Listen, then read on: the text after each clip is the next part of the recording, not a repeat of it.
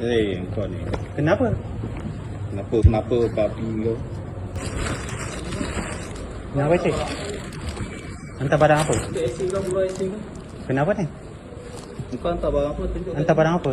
Barang tadi tu. Acik bahasa tak elok, lepas tu acik tak tanya saya. Tanya, letak sini barang tu. Ini barang dia, aku tak ada beli apa ni. Tak ada beli apa, tak apa, saya buat return. Letak sini.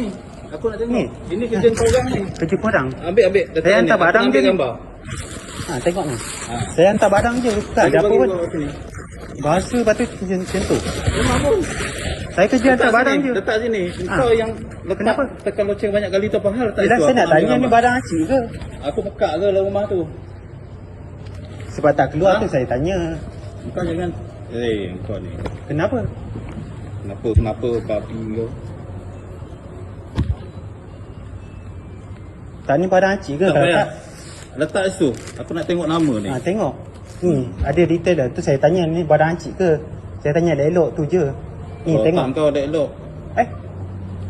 Kenapa macam tu pula? Saya ni hantar barang, saya bukan seller. Ni, tengok. Saya tanya tu je, ni barang acik ke? Ni, kau ambil gambar. Ni. Ha. Ni dari Seller mana dia. ni? Yang kau hantar ni? Daripada mana? Saya pada Ninja Van tu je. Saya bukan seller. Lepas tu acik carut macam tu. Saya tak carut kau pun. tak payah nak panjang sangat cerita ah. Okay, tak Ah, apa lah. kau Kalau punya bukan aku ni tak lah. lah. Saya hantar barang, saya bukan jual barang. Saya tanya.